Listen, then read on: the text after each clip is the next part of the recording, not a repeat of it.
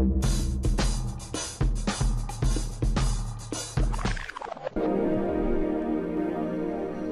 Eggs Media.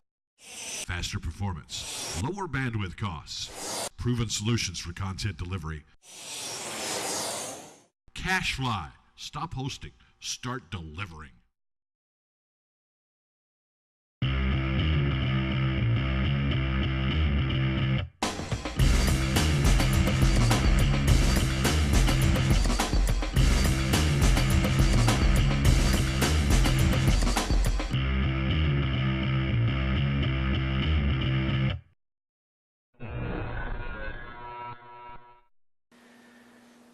Welcome to the Movie Guys podcast. We are the Movie Guys. I'm Scott. I'm Matt. And this is our show. Yes, indeed. Welcome back. Week 13. Finally, a dozen episodes, Matt. We had 11, which was a baker's dozen, but now, if you go get a dozen donuts, they give you 13. Oh, yes. I still want to meet your baker. Oh, he's a good guy. His name's Barney. He lives out on 14th. He doesn't have a house, but he lives on the corner of 14th and Walnut. You heard it here first. Get a regular dozen. From Barney. 13 donuts. At any rate, this week was kind of a monumental week. It brought us back together with something that we haven't seen for a very long time. Herpes. A long time. Oh. Indiana Jones 4 and the Kingdom of the Crystal Skull. And this has been quite an exciting month, hasn't it, Scott? I mean, we had Speed Racer and Iron Man. And Narnia, and now Indiana Jones. What's next? Sex in the City. Next week. But let's get right into Indiana Jones, Kingdom of the Crystal Skull.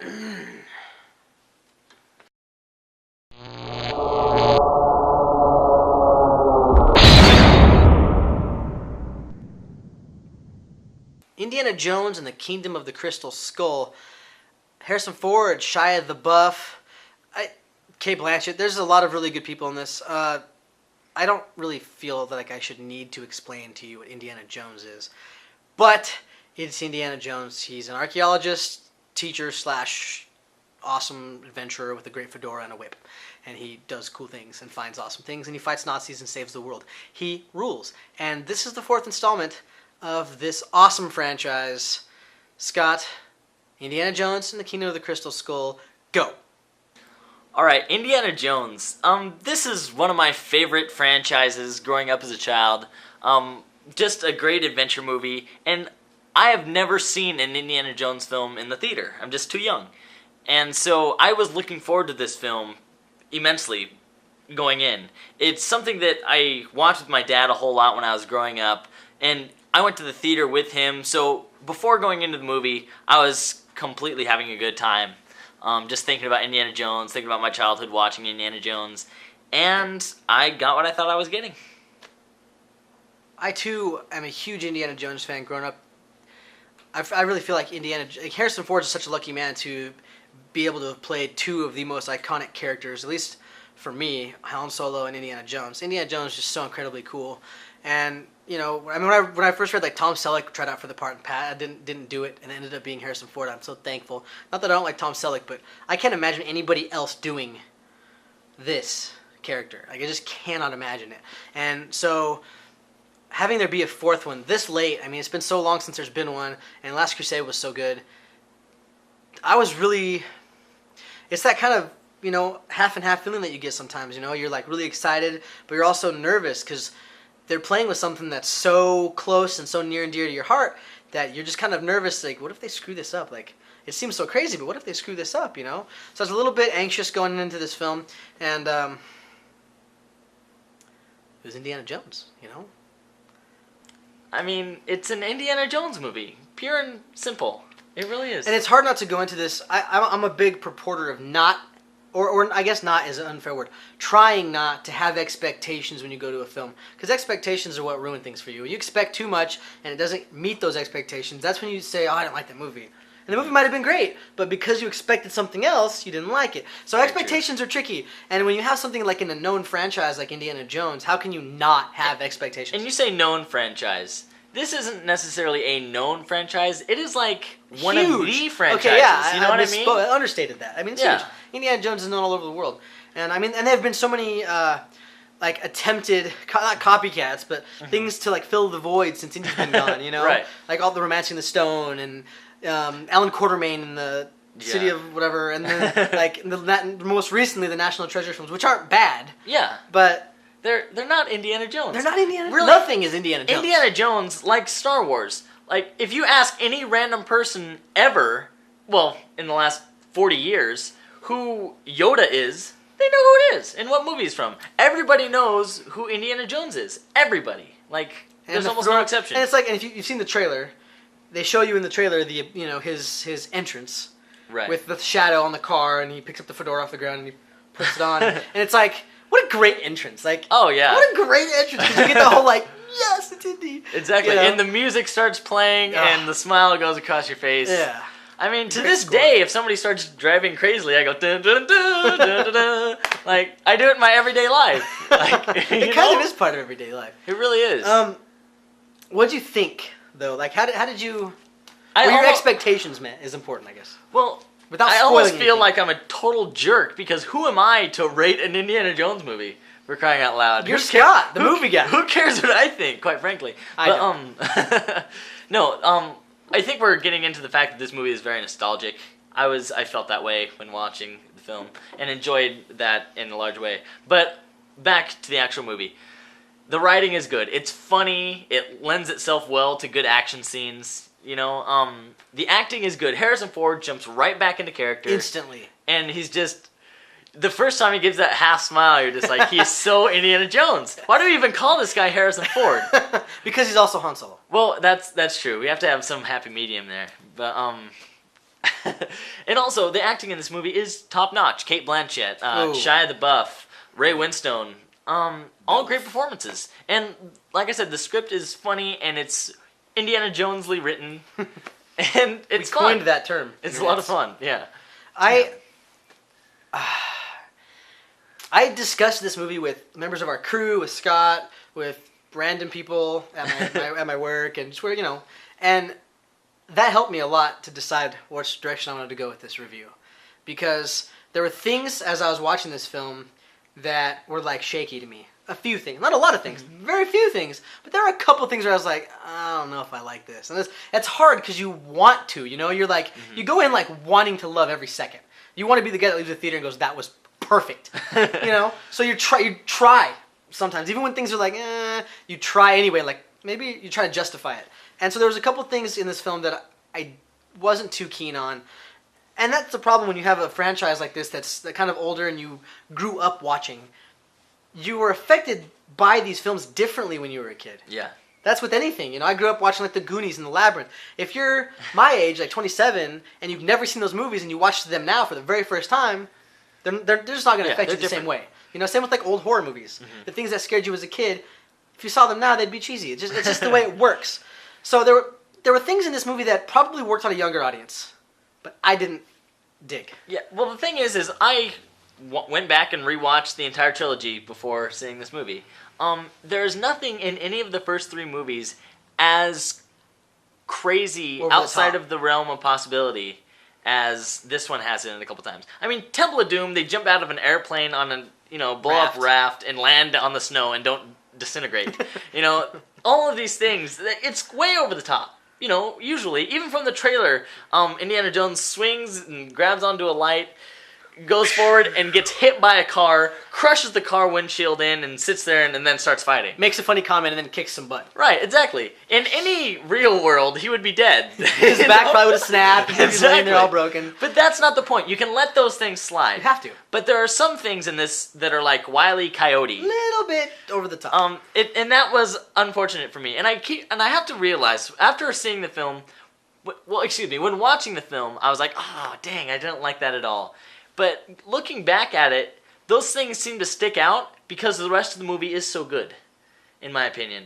You know, and there's something that it sticks out because it was bad, but you're enjoying the rest of it so much that, you know, it all melds together into a great thing. It didn't ruin it for you. Exactly. It didn't ruin the experience by any means. Right. There was something that I didn't know because I tried to stay away from the media for this film before I went and saw it. Because I didn't need to know anything. I knew there was an Indiana Jones movie. That's all I need to know. I don't need to see a trailer. I mean, I did, but I didn't need to. I was going to be there anyway. So I tried to stay away from the media. So there were a few things about this film that I didn't know until after I saw it. And I don't want to say one of them. It's really important, but I don't want to say it because I don't want... It does definitely affect kind of spoilerish things. Spielberg was attempting to recreate a certain style of filmmaking with this film. And I didn't know that going in. I was just thinking it's just Indiana Jones, pure and simple, cut and dry. But there was some more going on there that lent itself to the era of this film very, very dramatically, and to a couple of the things that involving the plot. And after I found that out, I looked back on, I reflected on the film after I knew these things, and it definitely changed my perception of the things that I, at the time, thought, I don't know if I like this. Mm-hmm. Knowing that now, I'm like, oh, I see that now. I don't know if that would change my opinion, because I don't think if that gets across through the film... it does. It's a failure. I think the reason it didn't get across that this style of filmmaking was his specific intention. I don't think it got across for me anyway, because it's Indiana Jones. So right. I'm already thinking in a certain kind of mindset and a certain frame of mind. Indiana Jones movies are this, and so thinking, oh, this kind of looks like this style of film, which it did. Yeah. But I didn't think that it was intentional. I thought maybe they screwed up. That there was a mistake made. Yeah. Heaven forbid the beard would make a mistake. But, so when I found this out later, I really appreciate what happened now. And this has such rewatchability. Mm-hmm. I mean, it's an Indiana Jones movie. Yeah. Is it better than Last Crusade or Raiders of the Lost Ark? I don't know. Honestly, I've seen those movies so many times. That's hard to say. I don't think it's fair to just instantly go, no, those ones are far better. You've seen those movies a ton of times. Yeah. Maybe you should watch this one like 20 times and see. Right. I agree. And like I said, this is just an Indiana Jones movie. We've said it a bunch of times. If you liked Indiana Jones, this isn't going to... There are some people I talked to that were like, I don't know if I want to see Indiana Jones because if they mess it up, it's going to possibly ruin the rest of the... Tarnish your experience. Tarnish the Indiana Jones experience. And I don't think that this is going to do it. Don't sell yourself short. I really don't. It's a movie, for Christ's sakes. And it's a movie. Like me, a lot of our viewers maybe haven't seen Indiana Jones in theater. And it's a great experience. It has to be... It is pretty awesome. You know what I mean? It's pretty awesome.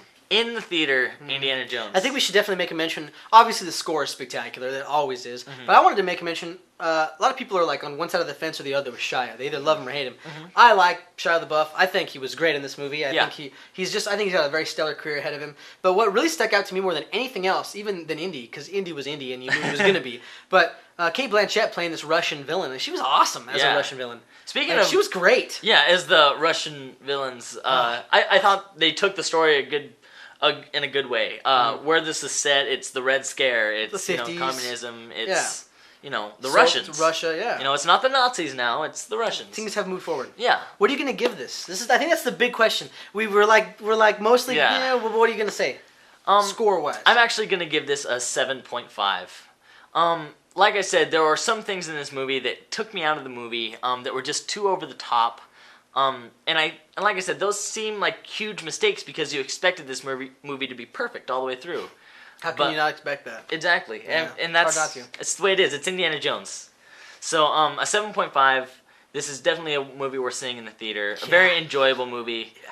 But I'm giving it a 7.5. Could have got a higher score maybe. Like if things had been different or something. There's just some things that they could have done to make the movie better. I am actually going to give this an 8.5. I'm going to go one whole step above that score. And for a couple different reasons.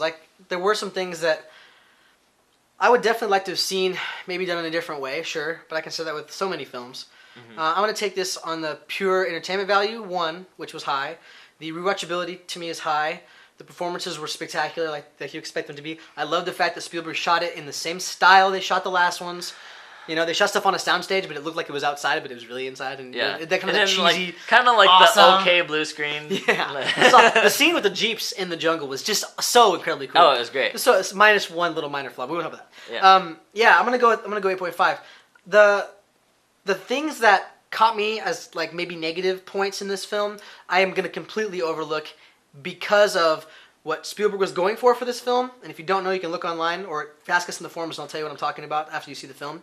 And because I think that some of the things that I didn't like would have been more widely received by a different audience than me. Like a younger audience would receive them differently. And so I appreciate that those things were in the film for other people and it wasn't just geared at my age group, you know? It was something was there for everyone. I thought it was such a good fun time and you really need to go see this movie. Yeah, another thing that takes away from me, I hate to keep going on here, but No, there are so many CG elements to this, even though there was a lot of practicals used and things like that. The whole end climax is a big CG fest. Yeah. And it was underwhelming to me personally. The end was a little underwhelming. The end, you know, it was just like, okay, clink, and then this big CG thing goes on, and then they have to escape. It's like, that's only as good, that's not even as good as the opening to Raiders of the Lost Ark. But it's the climax of this film. Didn't completely work for me. I could give you that. Yeah. I could give you that. But that notwithstanding, Yeah. I heart Indiana Jones. Yeah, great franchise. Loved it. What do you want to do next? Well, I know what we could do next. I know I know too. what we could do. Are you thinking the same thing as me? I'm thinking the same thing. I think we should talk about a few things that maybe we did this last week with Prince Caspian. We're gonna do it again this week. I don't know. It might not be back every week, but we're gonna try and do this as often as we can because we think it's important. We're gonna talk about some movies that are already on DVD that we feel are really important and we're seeing that you might have missed. These movies are highly recommended. Okay, so quick, once again, 3 flicks, 1 from me, 1 from Scott, and then 1 we both agree on. Scott, go ahead and go first. Alright, this is a comedy, and it's something that might not be considered a great movie amongst many, but it's something... It didn't win the Oscars. That's for sure. Barely. That resonates with me as a Tommy Boy or Black Sheep does with a lot of people. Same Or you know, Billy Madison, Happy Gilmore kinds of movies. And it's called Dirty Work. It was directed by Bob Saget, stars Norm Macdonald and Artie Lang. And I quote this movie daily. It actually has really Chris does. Farley in it, and it's hilarious. It's one of my favorite movies, one of my favorite comedies, and a lot of people haven't seen it. And I would recommend a lot of people seeing it because it is a very funny movie. Norm Macdonald and Artie Lang start up a revenge for hire business, so they do your dirty work. Very, very interesting concept and very funny. I'm going to have to go with, this week, a film called Below. This is directed by David Twohy, the man that brought us Pitch Black and the Chronicles of Riddick. It's set on a submarine, and it was actually co-written by Darren Aronofsky, who wrote and directed Requiem for a Dream, Pi, and The Fountain, who's an awesome writer. It's a ghost story told on the submarine, and it's... Scott probably wouldn't like it. He'd get scared. It's not a fast-moving, like high-paced, thrill-a-minute, shock and scare you kind of story. It's a slow, dramatic horror movie, and the practicals are done very well. A lot of little creepy moments. They're just kind of like, you know, kind of like, ugh. And it's just a really cool flick. It's nice to see David Twohy doing something. This is 2002 is when this came out, and I highly rate if you like ghost stories, if you like David Twohy's style, which I do. Pitch Black was a kick-ass movie. Check out Below. Alright, and the one that both Matt and I think you should see, which is highly recommended, Highly recommend this. is Way of the Gun. This stars Ryan Phillippe and Benicio del Toro. It was directed by Christopher McQuarrie, who wrote and directed The Usual Suspects, which was awesome. it's a Kevin great Spacey film, won an yeah. Academy Award for that film. So it centers around these two kind of... They're kind of down on your luck, out and out, just kind of low life criminals, really. Yeah, they and resort to crime. they kind of just they're just trying to find their way through life, Yeah, and they don't really care how they do that. They just kind of try to find their way through life and make money. Yeah. And they get involved in a kidnapping situation with a pregnant woman, and Taye Diggs is in this, Nikki Katt. It's got a really cool cast. Sarah Silverman. Yeah, it's got an interesting cast. James Caan. Yeah, James Caan plays the character. It's It starts out with a funny, even though this is kind of a action drama. It's kind of a Wild West film. It's kind of what it it's is. Kind of a Western. contemporary, but Contemporary Western. And if the opening scene doesn't get you, If you're not sold in the opening Yeah, scene, exactly. you're not going to be sold at all. It's just, Right. it sets the tone. Right. This is a really good film. If you like, it's gritty.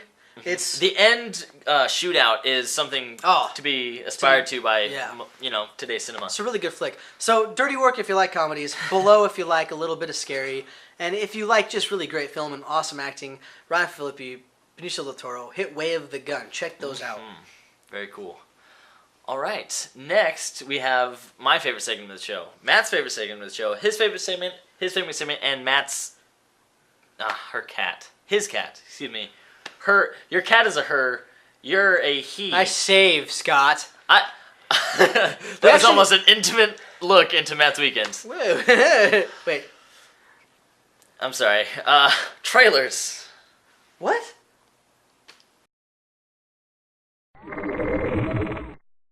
Yay! All right, trailers this week. We have 5. 3 to talk about and 2 to show you. I'm excited. Are you, Matt? Really? Let's get right into the first one then. Australia. This is the new flick by Baz Luhrmann, who did Moulin Rouge. Interesting directorial style, this guy. I really like him. Yeah. Moulin Rouge, I'm not a huge fan of musicals. I don't dislike them, but not my favorite genre. That was a really good one. His visuals were good. This new film centers around the continent of Australia. Hugh Jackman's in it, Nicole Kidman's in it. It's kind of a love story. Yeah, you can set against. check it out online. Check out the trailer online. We didn't show it. It's a little long, and it's not extremely exciting. Yeah. And we're all about exciting here. It looks good, yeah. Keeping up, Benjamin Button. Yeah, this is the new Brad Pitt starring role. Curious, I believe it's called The Curious Tale of something like that. I'm sorry, forgive me. But he starts off by David Fincher. Yes, David Fincher. My favorite director in Hollywood. Awesome guy. Benjamin Button is aging backwards. Right. He was born a very old baby, and he gets younger as he grows up. Indeed. Interesting story. And Brad Pitt's the vehicle to carry this with David Fincher directing. I'm excited. I'm Wayne. Check out this trailer. Very excited. I also have Quid Pro Quo. Nick Stahl from Terminator 3 is in this one, as well as the girl from The Departed. I can't think of her name. She's awesome and hot. Very cool. She's very awesome in The Departed. This looks interesting. It's a story about... You have to watch this trailer because it's definitely a little weird. Involves lies and deception and people getting themselves paralyzed on purpose. Yeah, and Nick Stahl plays a character in a wheelchair. Yeah, he's paraplegic. And there are this group of people that are chopping off people's legs. And otherwise maiming people and making them disabled. Yeah, and it's an interesting looking... This, to me, looked really intriguing and really interesting. Kind of like what the effect was supposed to be for Deception with Hugh Jackman and Ewan McGregor, and it didn't work. So I think this looks kind of good. Check out that trailer online. Let's jump into the first one I want to show you. It's just the teaser trailer for the new Shia LaBeouf flick, where he is the star. Eagle Eye.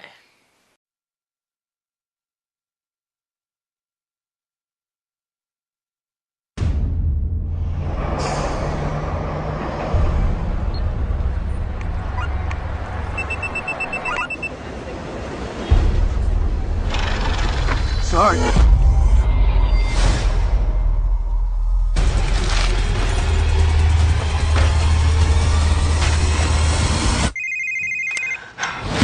Hello? The FBI will arrive at your apartment in 30 seconds. You must flee the premises. Who is this?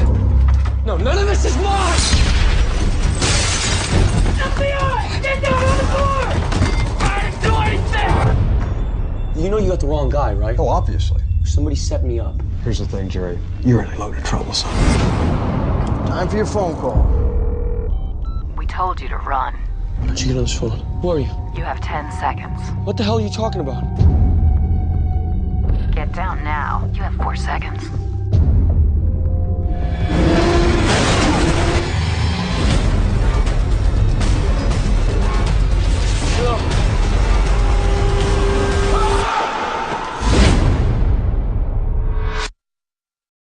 Okay, Shia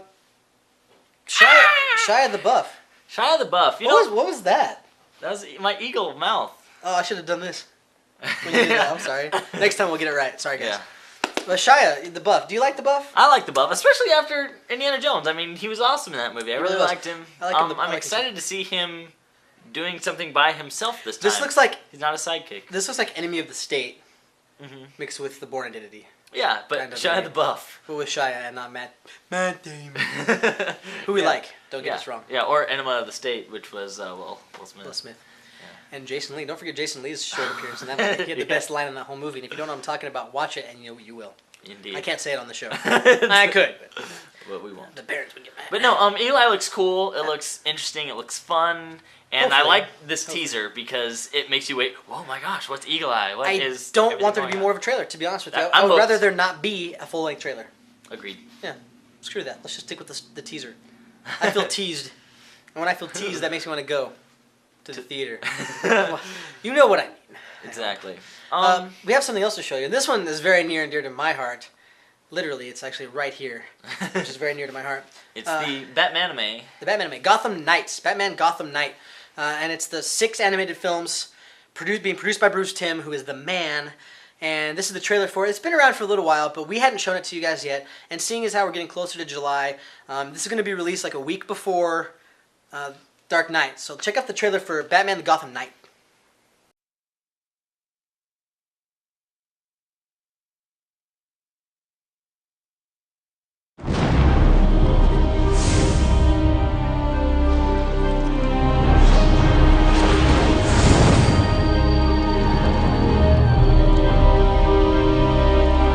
I'm willing to put my life on the line to do what I have to. But it has to be mine, no one else's.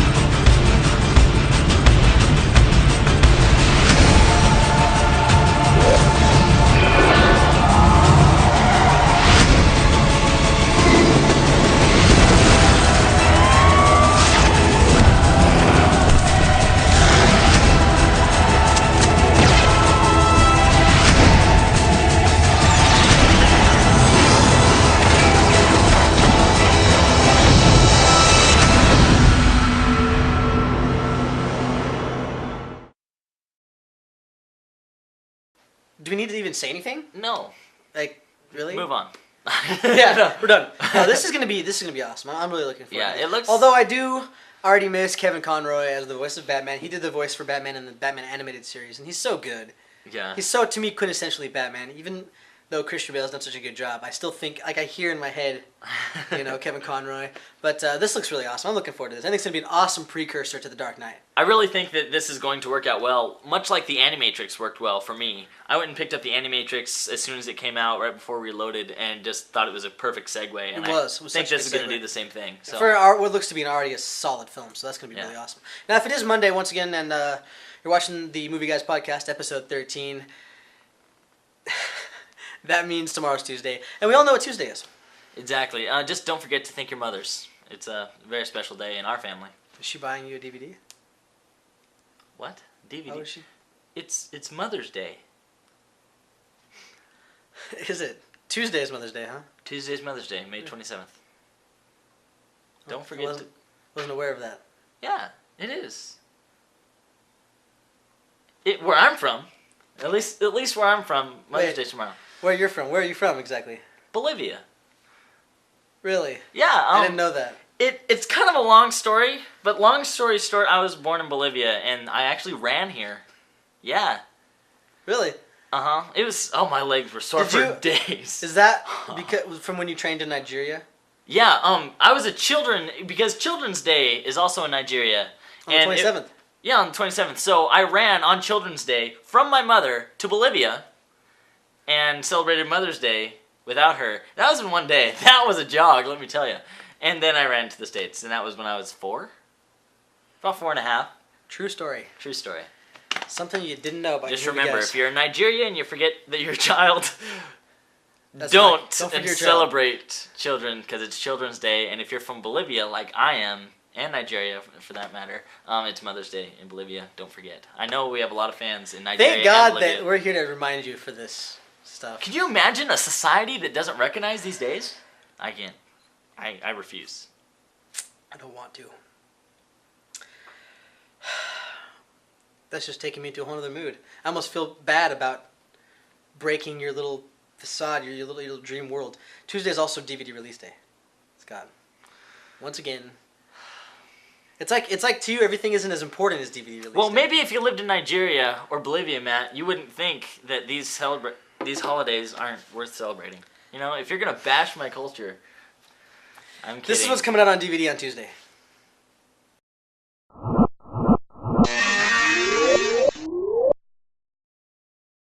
All right, what a huge week in DVDs. Huge. No sarcasm intended. Hey. All right, first we have Cassandra's Dream. Ewan McGregor and Colin Farrell. Yeah, we actually didn't even catch this one in our hometown Because it sucks. Not the movie, our hometown. Thank you. If you haven't noticed that we've mentioned that before. Yes, we don't Sucks. get crap. Nothing. That's fine. We also have Typhoon. This is a foreign film. Looks kind of John Woo-esque. It's an action movie. Might want to check it out. It's supposed to be very highly recommended. Not by us yet. Not by us yet, but it could be. But if we see it, we'll tell you. Exactly. Once again. We also have What Would Jesus Buy? This is a documentary that's supposed to be really good. Again, this didn't come out in our hometown, even though it sounds like something that would. But this is it's got good reviews, and it's supposed to be very funny. You might want to check it out. Docs are good. Yeah. We like documentaries. We promise. Yeah. Somebody apparently, we won't mention who, but somebody on the forums said that I know. we didn't like them or Yeah, something. and I tried to defend myself thinking, did I even say... When did we ever say that? Did I even say that... I don't think we did. I mean, I guess we could have. I don't remember ever saying that I we watched didn't the like show documentaries. again, and I didn't... Yeah, I don't remember us saying that. Yeah. So if we did say that, we apologize. Yeah, because we do like documentaries. We very strictly said, nothing wrong with a good documentary. Yeah. Yeah, just like there's nothing bad about a romantic comedy, or, you know... Yeah. Well, good's good. Yeah, good's good. Good's good. Good's good. Good. It's good. All right, let's move on to news. It's good. No. What? In news, Burma's a cyclone. Oh. I'm sorry, Burma is not a cyclone. Rambo. Rambo comes out on forgot. DVD. How could I forget Rambo? Rambo. I like Indiana Jones. Rambo is something that I actually grew up with, even though it's rated R. And all these things. Tisk, Greg. The first Rambo movie is really, really good. Iconic, even. Much like the Rocky movies, the first Rocky movie is very, very good. Iconic, even. Iconic, even. And then the second and third ones kind of went into B-movie territory. This one, like Rocky Balboa, the old Stallone version of Rocky, the old Stallone version of Rambo, hits the spot again. It's really awesome. Got to check this one out on TV. And violent. Iconic, even. And now... News. Can we do it now? Yes. News. And... Rumors. Yes.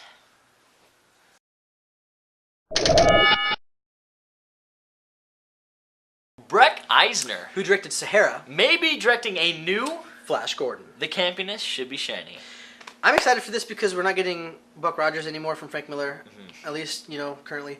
And so this is cool. I mean, the 80s one was really cheesy. It's a 3-beer movie, or 30, depending on who you are. Depending on the year.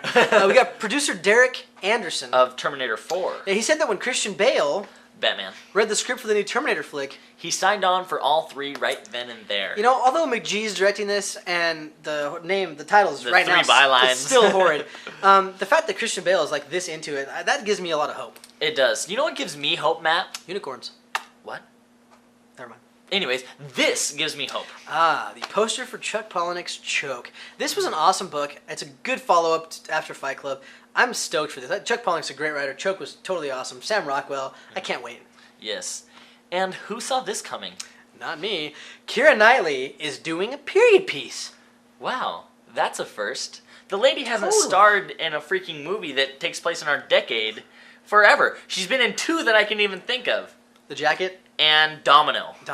But I mean, everything else... she's, Even in The Jacket, there was some... Yeah, it's time travel, and so...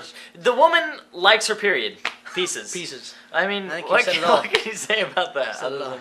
Yeah, she's going to be playing Cordelia, Daughter of King Lear. played by Anthony Hopkins. Yeah, it could be no Shakespeare adaptation. We I like like Shakespeare. I'm a Shakespeare's big good. fan of Shakespeare, actually. Speaking of adaptations, Nicholas Sparks, The writer of A Walk to Remember and The Notebook. he's having another one of his novels made into a film. Dear John, and it will star none other than our beloved Channing Tatum-Pole. Yes, We love that guy. Yes, we do. The poor guy. We give him so much crap because of his last name. We do like you, bro. We just can't say your name. Yeah, with a straight face at least. Right. Okay, so we have Josh Brolin playing W, Elizabeth Banks as Laura Bush. which we've already discussed how crazy that is. And then now we have Tandy Newton playing Condoleezza Rice. And Richard Dreyfuss playing Dick Cheney. Richard Dreyfuss! Like, what? The thing is I can see that. Actually, I can't do it. You know? Yeah. The other ones are kind of a stretch. They're like these young, attractive actors. Yeah. And now Dick Cheney, played by Richard Dreyfuss. I can totally do it. I want him to talk like that. I'm Dick Cheney! Come on, guys! Exactly. It'd be awesome. I look forward to the scene where he has a shotgun and goes hunting. Oh, God, That awesome. wasn't funny. Speaking of biopics...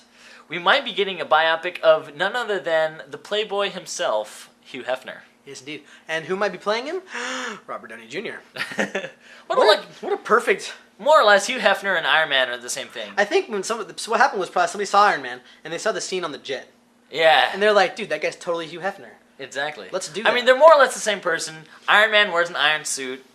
Hugh Hefner wears a robe. It's a smoking jacket. Well, I smoke in my robe. You don't even smoke. I know, but if I did, you could only imagine, right? I'd try not to. So, before we get the Avengers movie, we're going to have Captain America. But unlike Iron Man, it's going to stick to its comic book roots. And that means we get Cap fighting Nazis in World War II. And does that mean maybe Red Skull? Perhaps. That sounds like a good idea. Very cool. That'd be very cool. Speaking of Marvel, check out these awesome quads for the Hulk. Dude, Britain gets all the goodness. I know. Our posters are cool, but theirs are better. I know. And Britain's not better. Britain's not better. We Dang just it. talked about Captain America. Where's Captain UK? That doesn't make any sense. I know, Captain UK. What a I'm dumb Captain character. Great Britain. What? No, you're not. There's something else. Now, this is something we've mentioned before, but it's time to mention it again. Do you know what I'm talking about? FunnyOrDie.com. James Franco's doing another Acting with James Franco skit. This is the third one. And if you haven't seen all three of them, which probably means you haven't been watching our show because we already mentioned the other ones. Yeah. But if you haven't seen them all, dude, check out all three of these. They're short and they're very funny. They're very funny. This Oh, one hilarious. is... This is good. This is is good. so funny. I can't wait to see if he takes it farther. Because like right now I'm like... As far as I'm concerned, this could be made into a full motion film. Like, I'm not It even... could be, I'm dude. just You never not know. even kidding. James Franco and his little brother. It'd be great. I'd like to see him actually do something. His little brother? Yeah, His you little never brother. know. He has kind of a Michael Cera awkwardness He kind of does. in these. So I'd like to see him do something. Interesting. Yeah. And what would the news and rumors segment be without Uwe Boll? Frankly, Scott, it wouldn't be any good at all. No, it wouldn't. His next... Are you sitting down? Probably should sit down. You probably should sit down or end your life. Hero. His next projects, and I did use the S at the end of that word. His Their- next projects... Their very existence being the first tragedy. Tragedy number one. They will be purely improvisational films Tragedy number 2. based on the Darfur conflict Tragedy 3.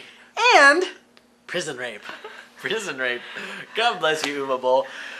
Why? What are you I doing? think George Clooney from the UN should say, Uwe Boll, you cannot speak of the Darfur crisis. No, Like, dude, that's not even... That's in poor, that's in you know, poor taste. That is in poor taste. That's in You know, poor taste. I would like to think, maybe it's a good thing if it's done seriously and done well, but that's just not a possibility. I don't think that's a topic that can be done to... Yeah.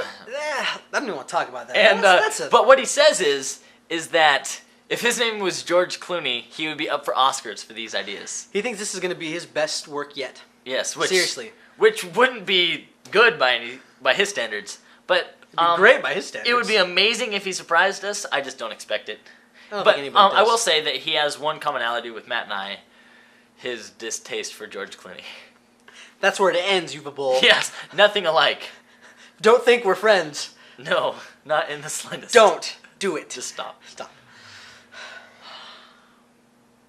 Well, that once again brings us to the end. But make sure you come back next week. Next week on the Movie Guys podcast.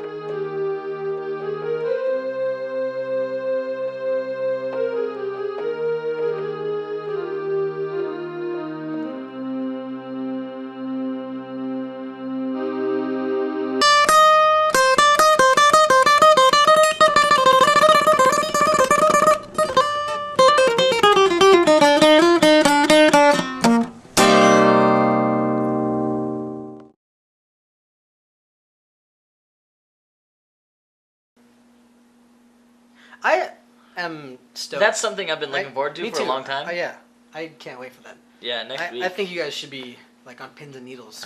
Exactly. I am personally. Walking on broken eggshells. Broken eggshells. Get the reference? No, you should.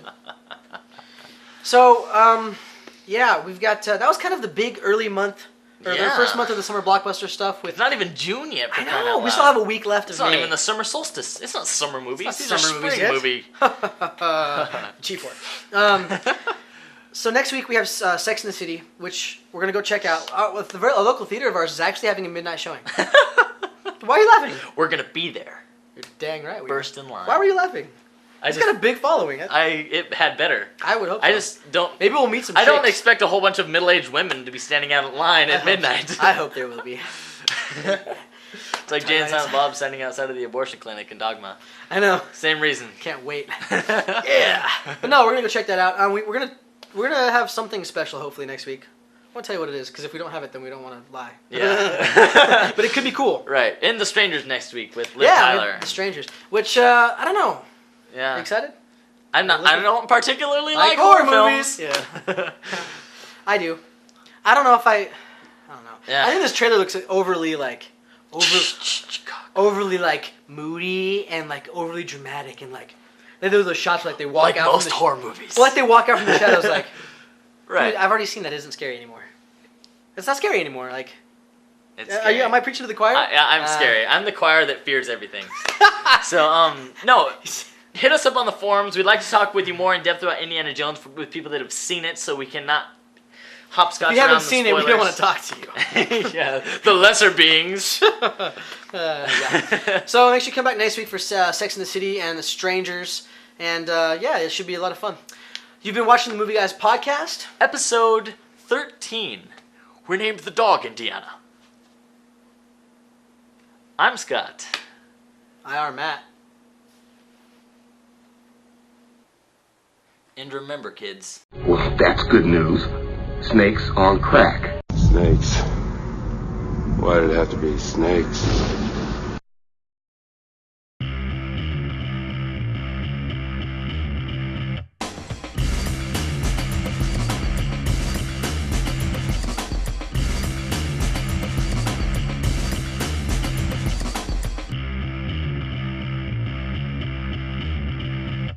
The concept started off just as an idea between friends, and it really fabricated into something bigger. Now, VH1's doing it behind the music. We never thought that.